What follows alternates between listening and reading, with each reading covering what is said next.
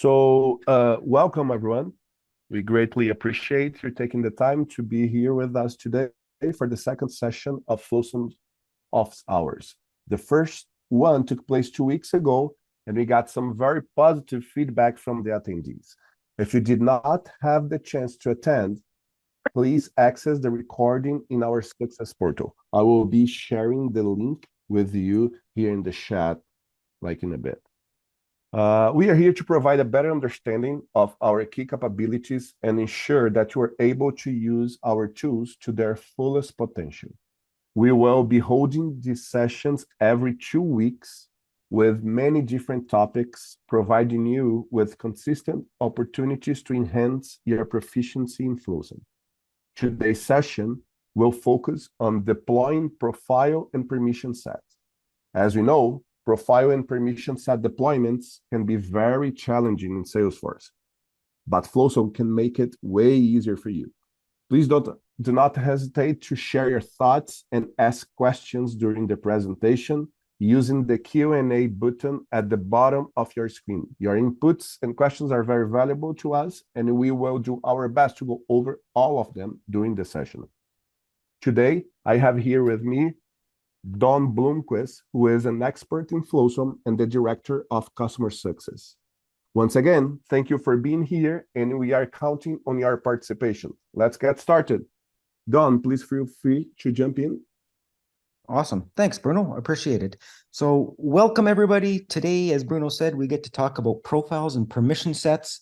And as a preface to this, before I get into the meat of the content, as Bruno said, profiles and permission sets can often be a challenge to many customers, regardless of the tool, regardless of your approach.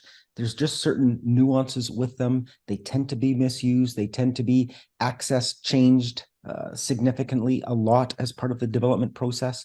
So we're going to go over some of those practices around profiles and permission sets, around some of the ways that Flosum can make that easier for you, as Bruno said, and how to best get a grasp on how you manage your access controls, whether there be with profiles or permission sets.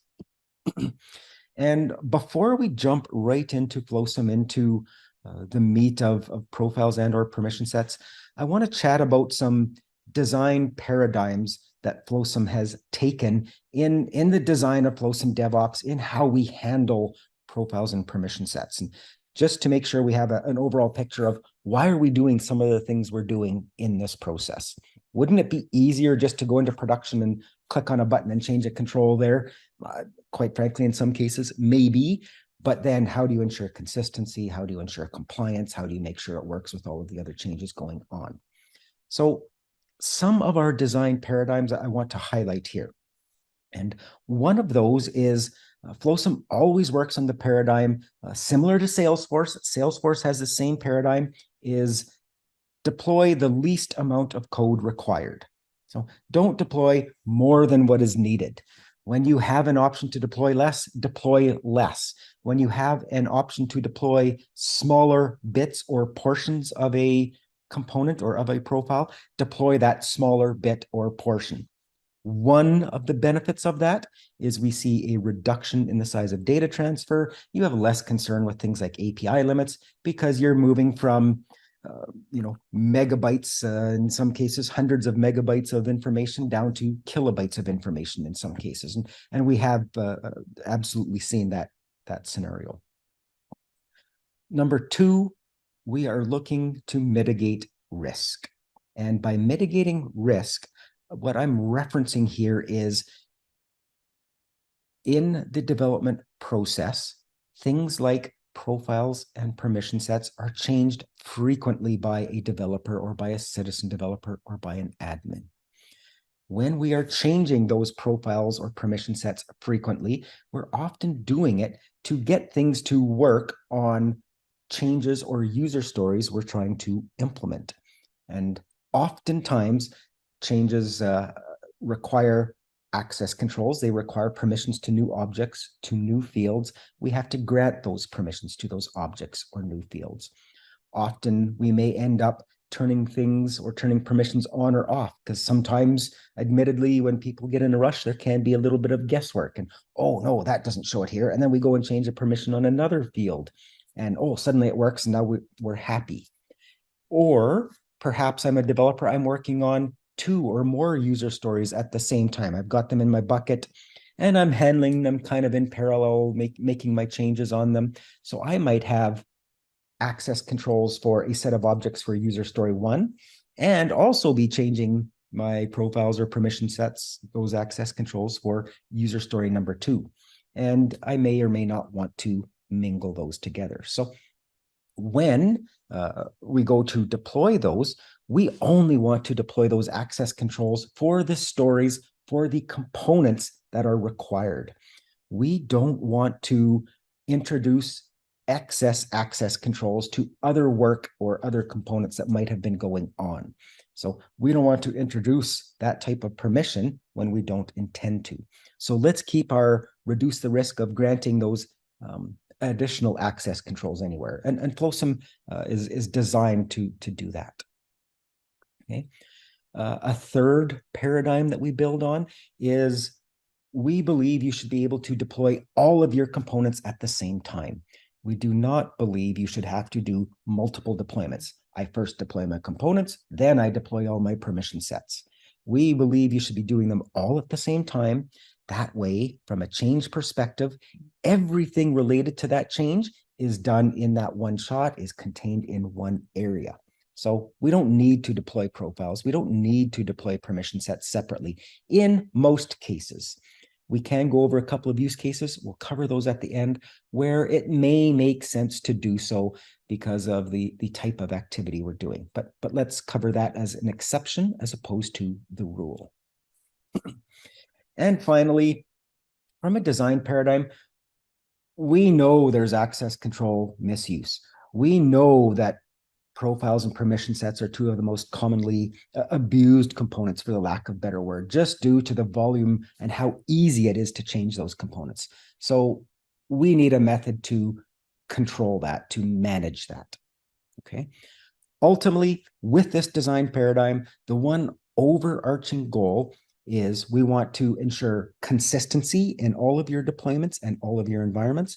We want to ensure compliance, so we know exactly what access controls are being granted by who, when, for what. Okay. Now, I'm going to pause here in a couple of slides. We've chatted about our design paradigms.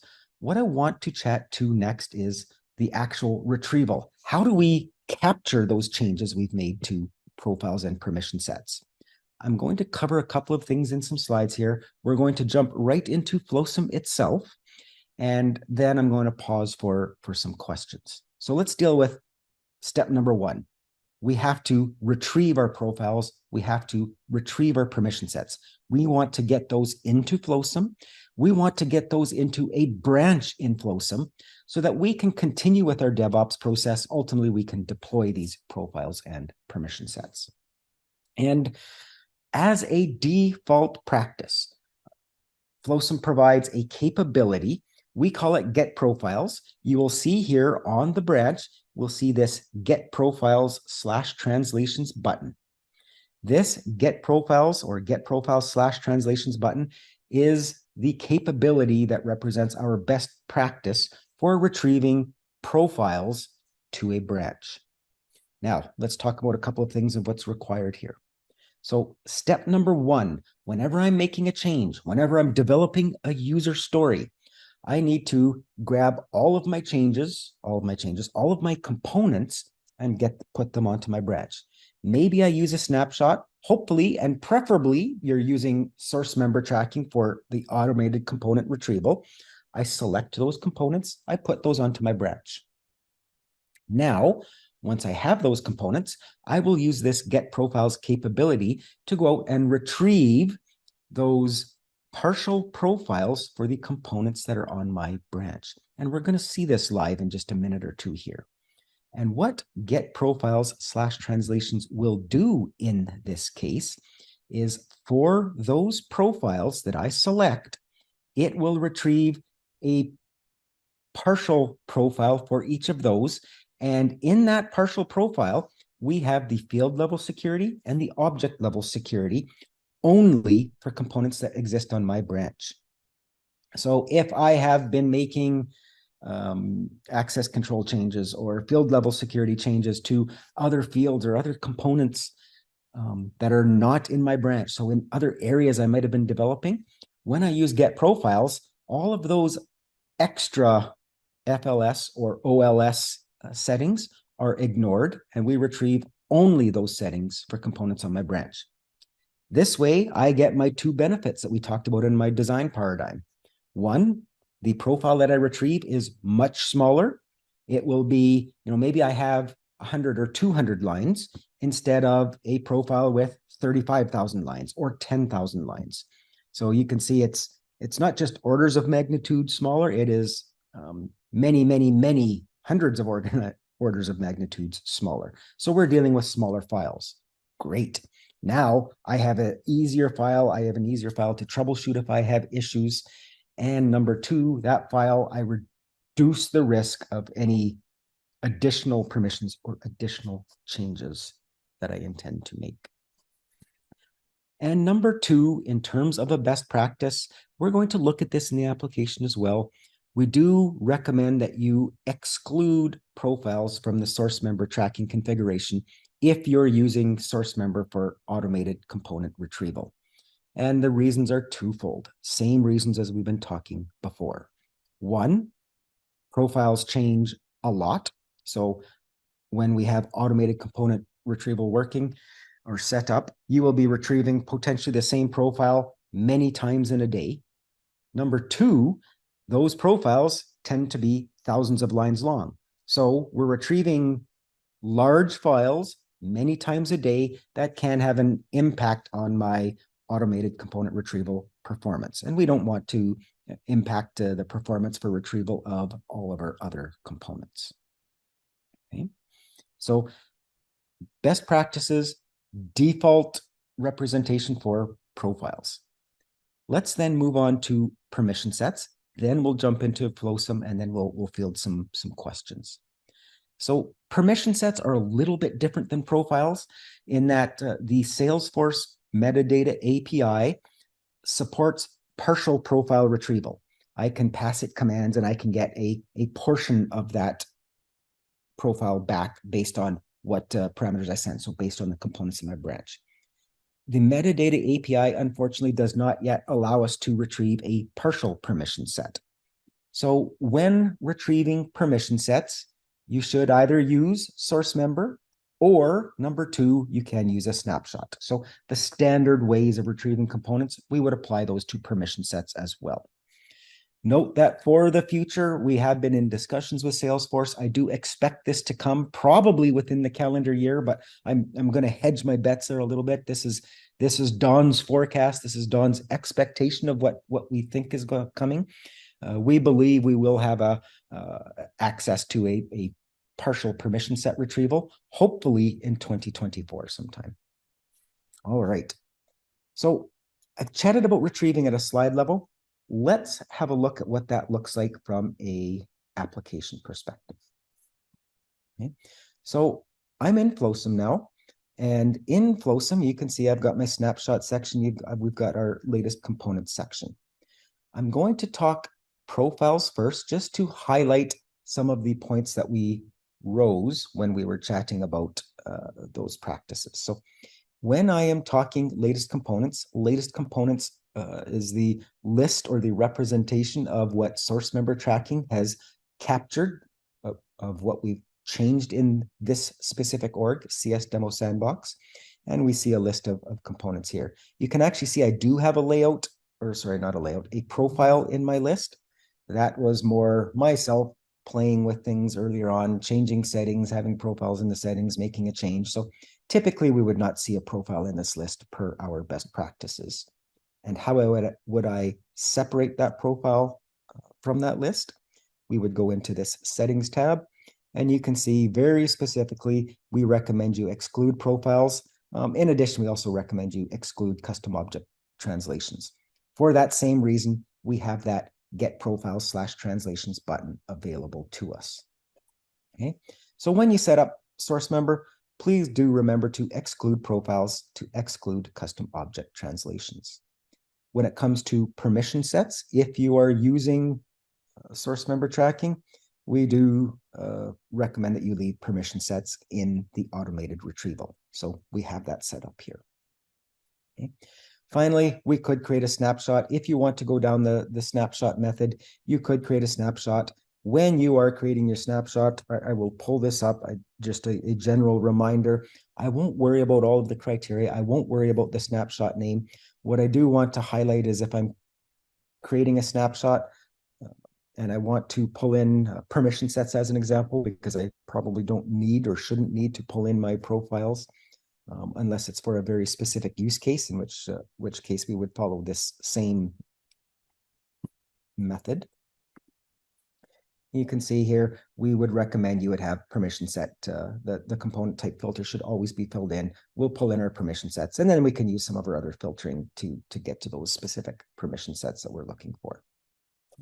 So from a retrieval perspective, in terms of at an org level, this is fairly straightforward. The one item I do want to talk to and highlight and show is if I go to a branch, I'm going to go to a demo branch that I have set up here. I'm going to look into my manifest. I actually have ran this before, so you already do see a profile here. I want to talk about the standard steps of when we have a branch and about how we're going to get my partial profiles into this branch. With permission sets, I have source member, I have snapshots, I commit from there to my branch. With profiles, our recommendation is a two-step process. Number one, please, whether it's from source member or whether it's from a snapshot, select the components or the objects that you've been working on for that user story, and you would put them into the branch. So all of my layouts, my tabs, my fields, my classes that are required to fulfill my user story, I would have them in my branch ready to go. Step number two, and it's the first step in our general DevOps process flow. And just as a reminder, all of these buttons are laid out in a general order of operation up to commit to source that we would recommend as a default practice for our customers. Now you could look at these practices, decide whether these operations make sense or not for you. But in each case, the very first step in that process, after I have all my components on my branch, would be to use this Get Profiles / Translations button. And let's open that up. Now, when I click on that button, you can see what I would do here now is I would go to my source org. So this is the org for which I have made my changes, for which I have granted those field level security, object level security, etc. Okay. Now, from this page, you can also see I can filter on profiles or custom object translations. And from this page, what I would typically do is I know as a developer, I have all my components. I know what profiles I have updated to grant permissions to whatever profiles are necessary. And I would go in and I'm just randomly selecting some profiles here. I would select those profiles that I know I need to retrieve because they have the permissions to these objects. They're the profiles that require those permissions to the objects. When I do that, I would simply select this Get Profiles / Translations button. And when I do this, Flosum will then go out to this source org that I've specified here. And for these 4 profiles selected, it will grab that partial profile and grab only those settings related to components on my branch. So I'm getting the field level security. I'm getting the object level security related to those components. All the other field level and object level security is stripped out of that profile. And in the end, I end up, I'm going to go back to my branch here just because I don't need to. I've ran that a couple of times, so I don't need to run it again. In my branch, I end up now where I am in a state where I have all of my components, I have all of my partial profiles. I can then follow the remainder of my DevOps process to do potentially my peer review. Maybe I need to merge conflicts with stories that other developers might be working on. Maybe I need to go through my pre-validation or deployment activities before I'm ready to deploy. But the key is, at this point in time, after running this button, I have a branch with components, I have a branch with partial profiles, I have a branch with my permission sets. I am ready with everything in one place. I am ready for a deployment. Now, at this point in time, I think it's a good time for me to pause and see if there's any questions from anyone in the audience. Yes, we do have some questions, Don. So the first one is we have one attending asking about the recording of the session. So the session is being recorded and it will be available in our success portal. I will share the link so you can access not just the recording for previous questions or for previous sessions, but also the upcoming webinars.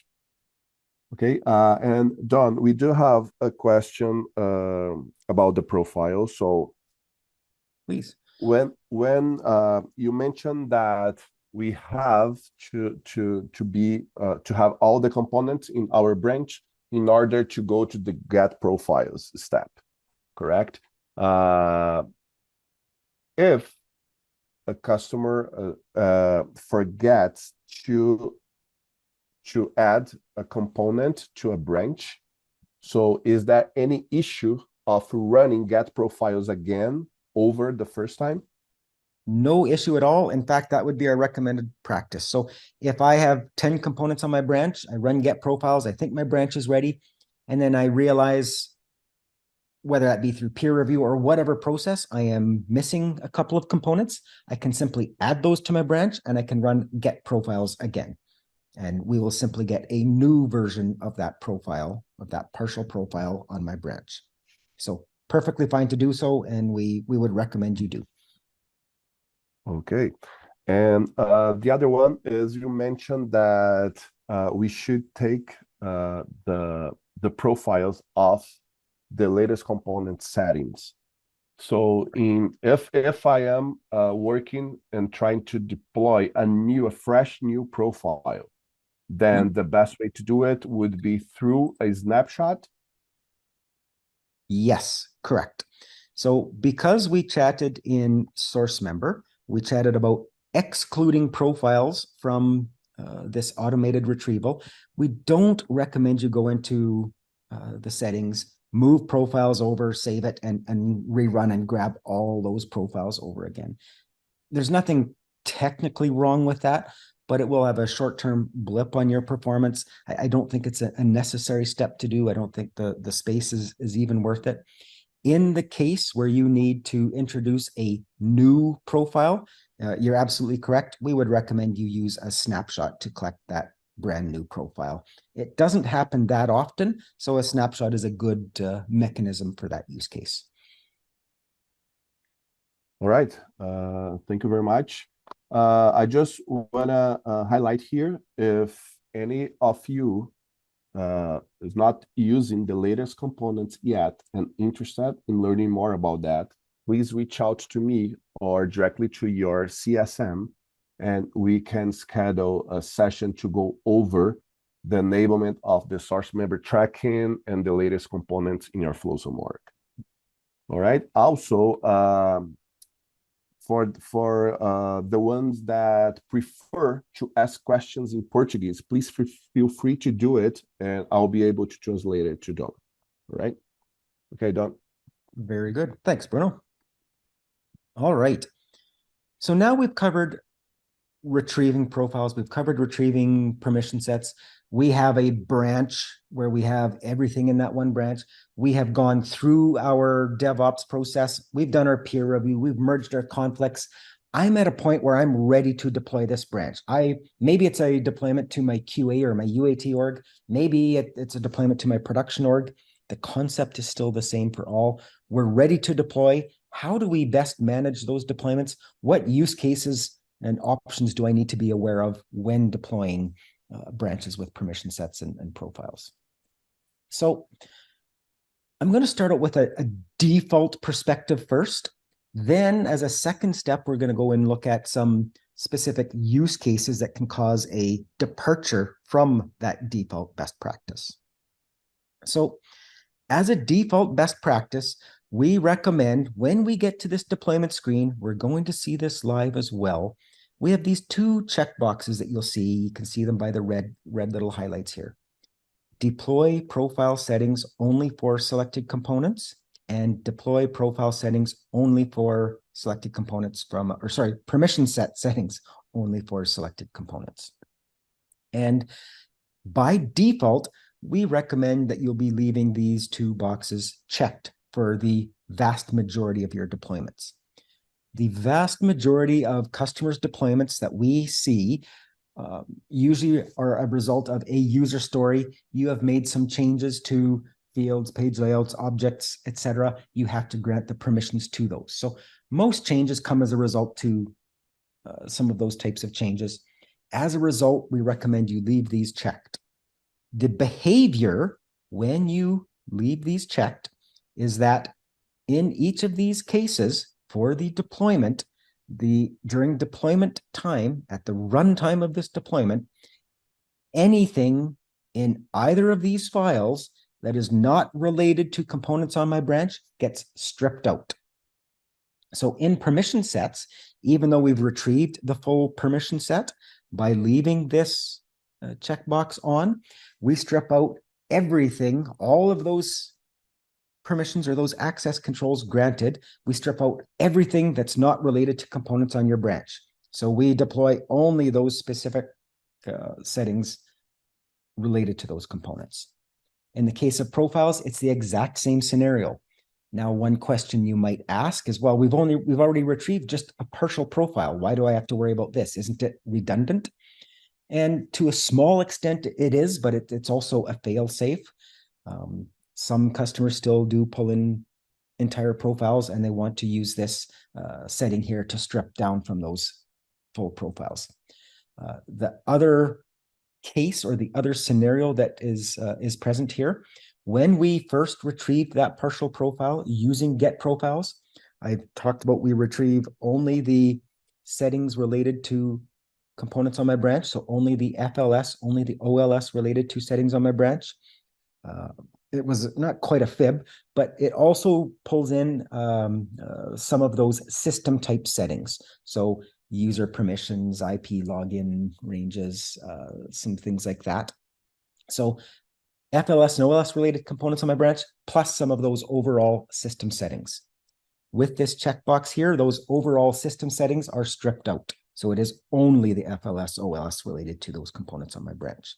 So as a default, this is your starting point. If in question, this is probably your starting point. Now, we would look at use cases on when you would want to potentially deviate from this default best practice, which you're probably going to do 90, 95% of your time. Okay. And let's look at a couple of those use cases. So one, and Bruno just, or someone asked the question about a new profile. So when I need to deploy a new profile, we chatted that we're going to retrieve the entire profile using a snapshot. When deploying that profile, we need to uncheck this deploy profile settings only for selected components checkbox. And let's think about the behavior that would do. When I uncheck that checkbox, and I'm just going to come back up here to show that. When I uncheck this checkbox, what that is saying is deploy the profile or deploy the permission set as it is in my branch. Take everything that's there in my branch and deploy it. In the case of a profile, it is a merge operation, but that merge operation is going to have everything that is in my partial profile when I'm deploying it, or everything that's in my full profile when I'm deploying it. Okay, so to achieve a successful new profile deployment, we need to uncheck that option.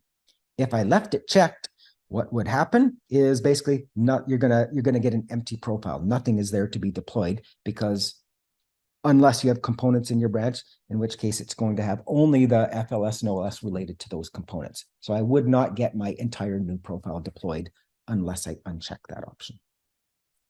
Okay. Number two, here's another use case.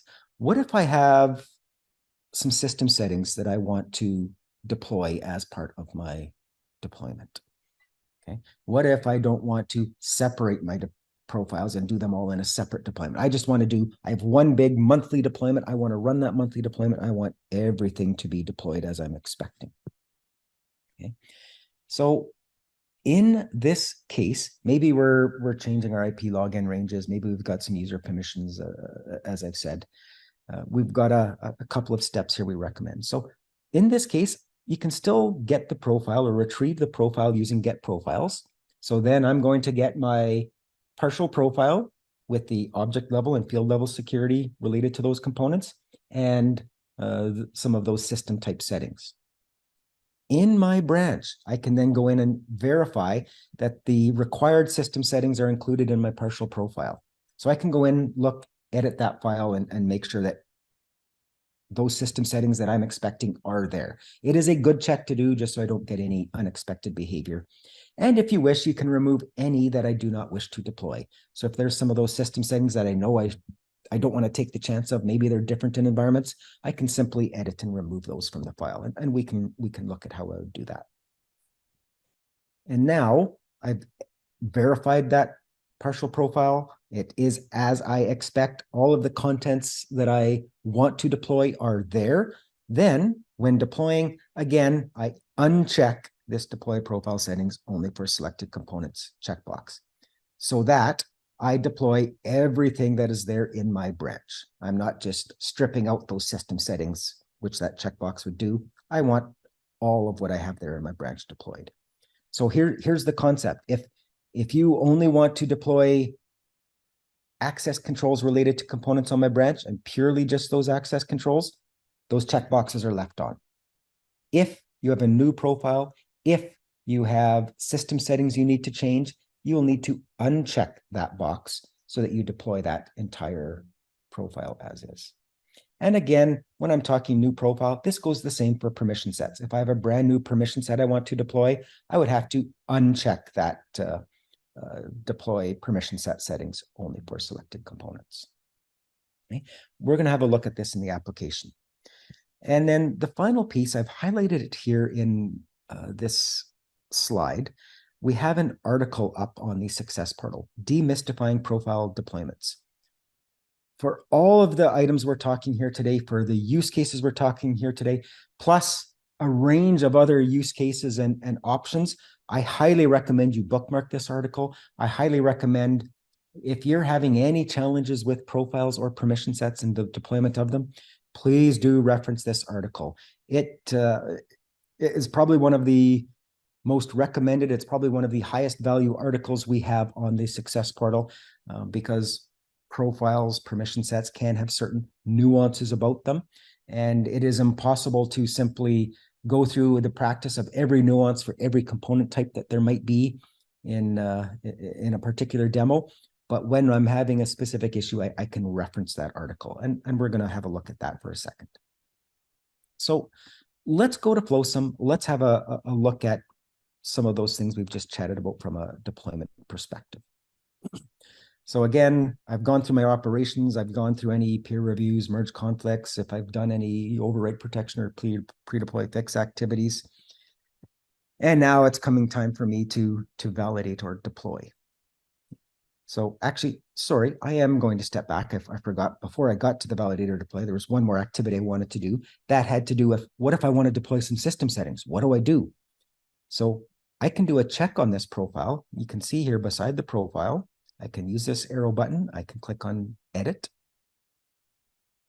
And now what's going to happen here, I haven't opened this screen in a little bit, so sorry for the, now I have an editable, in this case, profile. I think it's my admin profile, where I can go through and I have all of the various user permissions, system settings, OLS, FLS that this partial profile has. I can verify that permissions I want to grant, the changes I want to make are on this file. And I can go through, and in this case, it's just over 800 lines long. Okay. If there are any permissions in here that I do not want to maintain, I can actually simply come in here, and if I want to, I can delete those. Okay, so I can come in, I can delete lines, I can edit lines if I have to directly in Flosum. Now, The reason for the deletion is just a safety precaution to deploy the minimum amount of code that I want to, the minimum amount of code that I need to. And when I press save, I will actually save this updated file on my branch. You do not have to delete those if you're very comfortable that the system settings you have in this file are acceptable, are what you want to have deployed. So just wanted to share that we can get in and edit that. I'm going to cancel that for now. Let's just come back to branch. Okay. Now I know my profiles, I know my objects are there. Let's look at those options from a deployment perspective. And when I go to do a deployment, we can see these options sitting right here available to us. So I can have toggle my profile setting on or off. So if as a standard deployment, I have my profiles, I have my components, I'm probably going to leave this on. If I have a brand new profile or I need to deploy those system settings, I would toggle this off.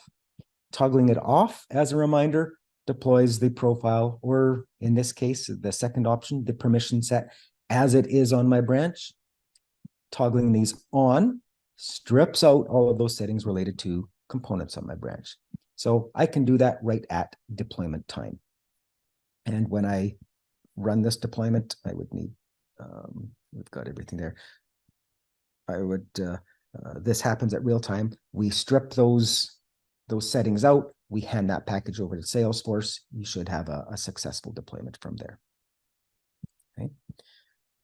The article I was referencing, if we go to success.flosum.com, if you want to, you can easily search for this article. Simply type in, you can type in profile as an example, and it's this demystifying profile deployments. So in here, it talks a little bit about retrieval. It talks about deployment, basically the kind of the same information we have been talking about today.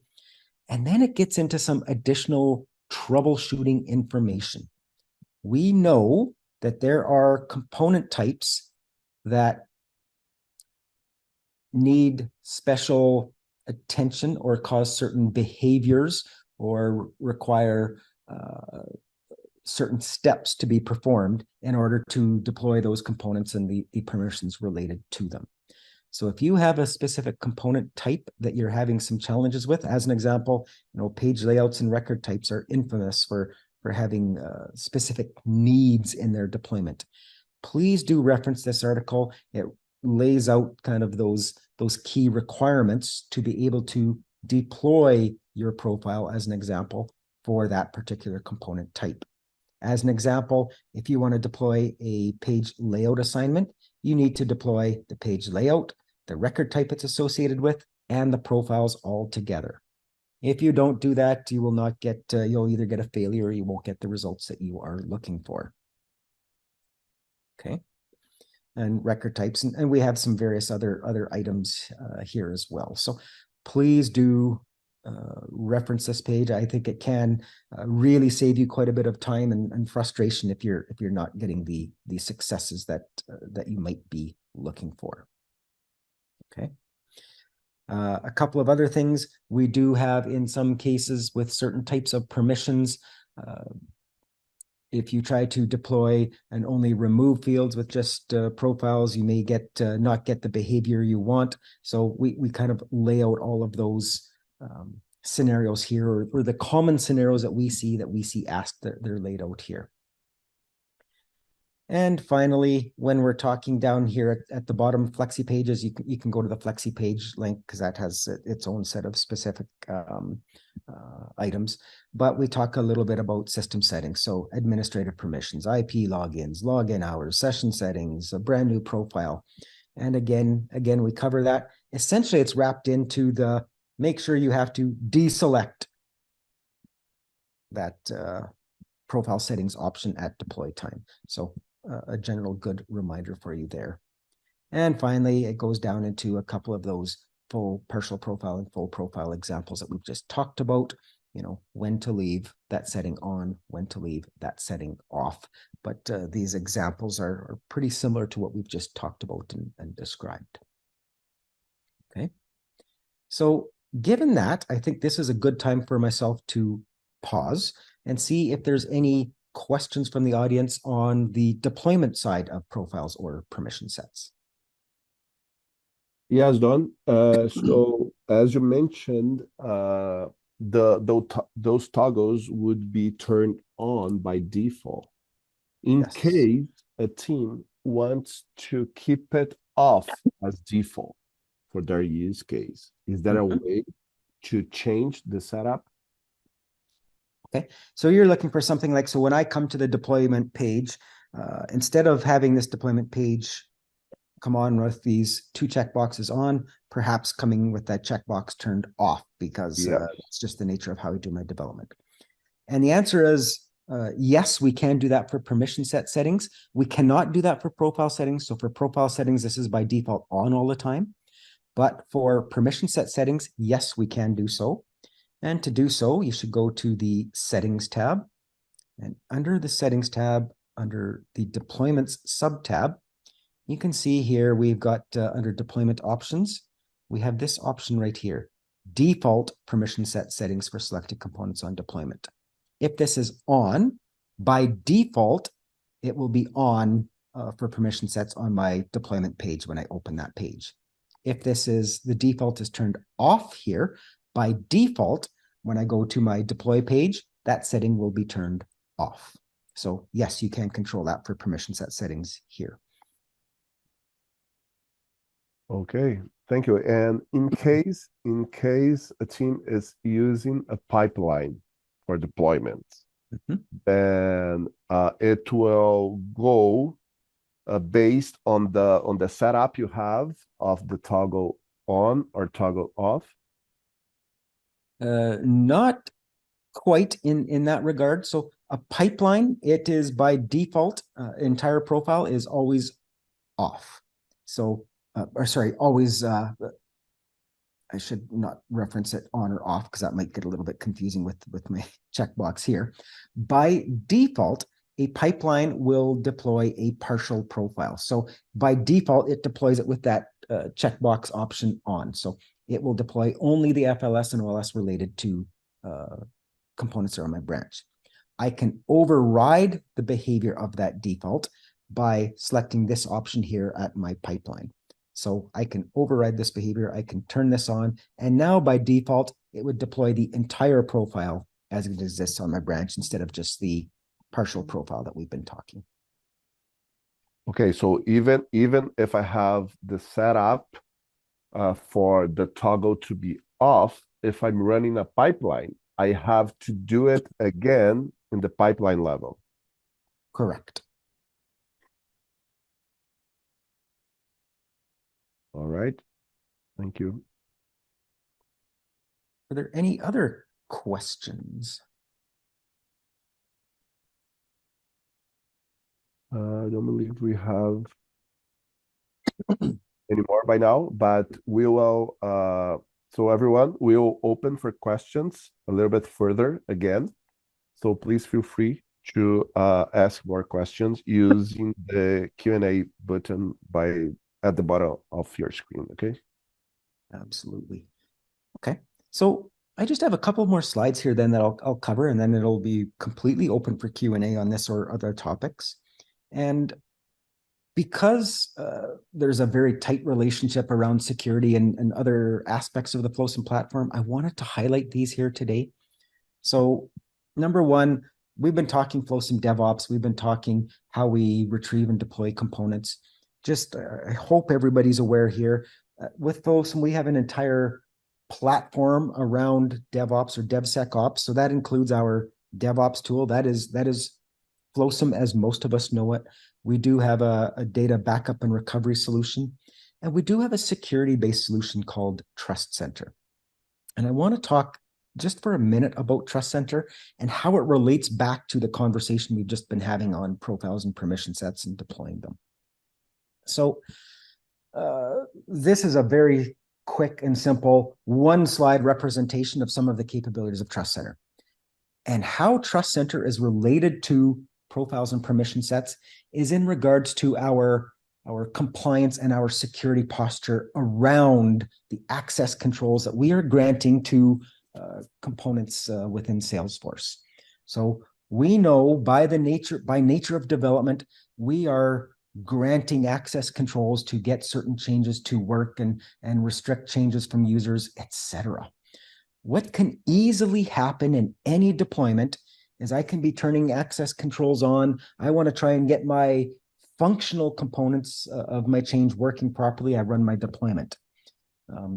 Without even, in some cases, knowing, most cases unintentionally, we can end up granting more access controls than we really should from a security posture perspective. Okay, so that can happen over time, and suddenly over time, I have granted quite a few additional access controls than our security team might be comfortable with, than we might be comfortable with.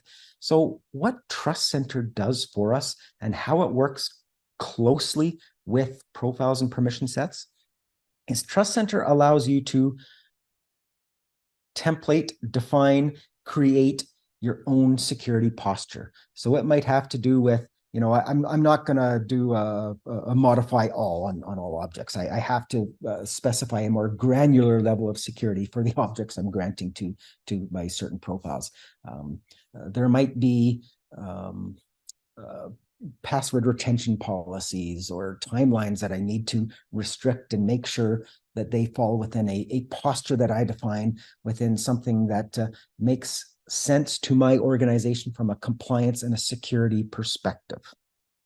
Okay, so Trust Center can scan your orgs on a regular basis for such issues, and if any issues in the nature of warnings or critical warnings are found, Trust Center can actually help you remediate those issues, and that remediation actually happens directly in Flosum. So you can actually create a branch with the appropriate profile or permission set that is required to fix that security posture warning or critical warning, and then you could deploy that branch to resolve that. So using the same mechanisms that we were just chatting about before. So you can see that works. Hopefully you can see that works very closely together.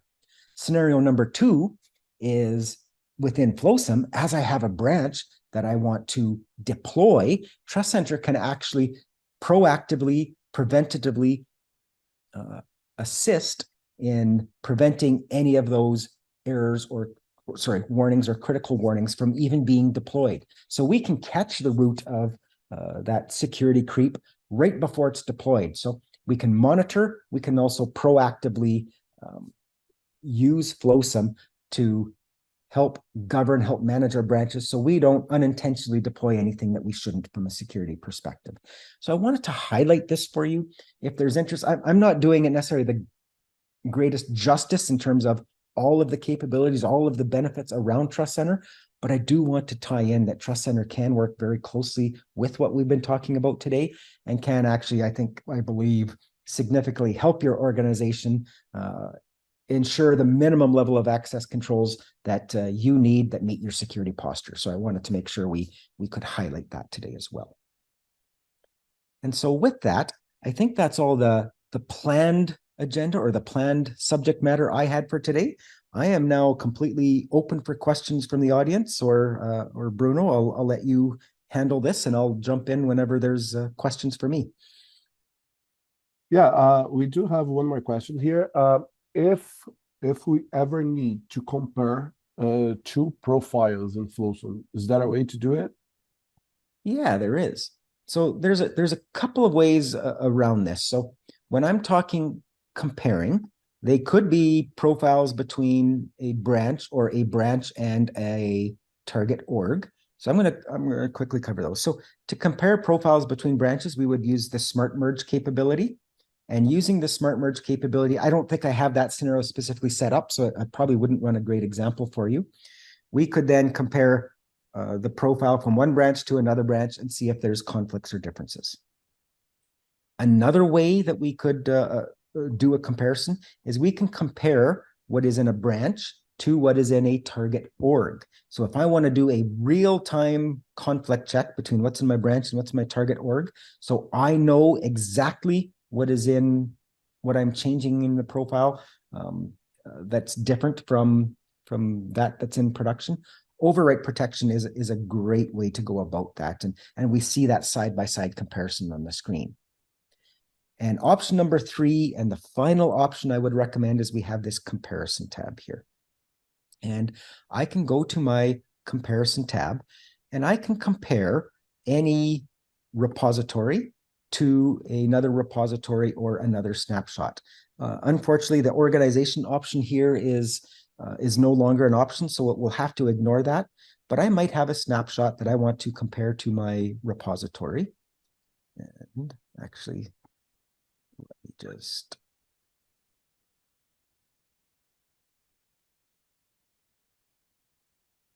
see if I have and I can do there's one of 2 things I can do here. I can select my component type, so I can select profiles here, and I will see all of the different profiles in my screen below, and I can add them to a branch and do something with them. So this is one way to go about that. The other way to go about it is we actually have this profile and permission set comparison button here at the top right of the screen. And when I press that button, I can go in and just see a little different view from what I was seeing before. I didn't want to go in before because that can take a few minutes to run. So let's just pull this one up. And now I'm going to select my profiles. And this is going to, let's see, I found differences between these 2 admin profiles. So let's see. Or I could select a different profile. And now I have a visual on what is different between this profile in my repository and this admin profile in this snapshot that I took. And you can see, look through various options, and I can look and see what is different between the 2. Okay, so that would be the way I would, if you want a visual way to see what is different between profiles, this comparison tab, and specifically that compare profiles and permission sets is a nice option for you. All right. Thank you very much, Don. Yeah, I don't believe we have any more questions on profile. I do want to go over here the upcoming webinars. So as I mentioned before, we are running those office hours every 2 weeks. And besides of that, we also have our monthly webinar. Okay, so we'll have the office hours on December the 5th, December the 19th, and January the 9th. We're going to explore here some branching strategies in December. And by the end of December and beginning of January, we're going to go through some time-saving capabilities in Flosum. Okay. In the meantime, we'll have on December the 13th, the monthly webinar that will then present all the details about our backup solution. Okay, so if you do not have a backup solution in place for Salesforce yet, or if you do, but you're not like sure that that does meet your requirement or not, please join this session and learn more about this tool of Flosum. Okay.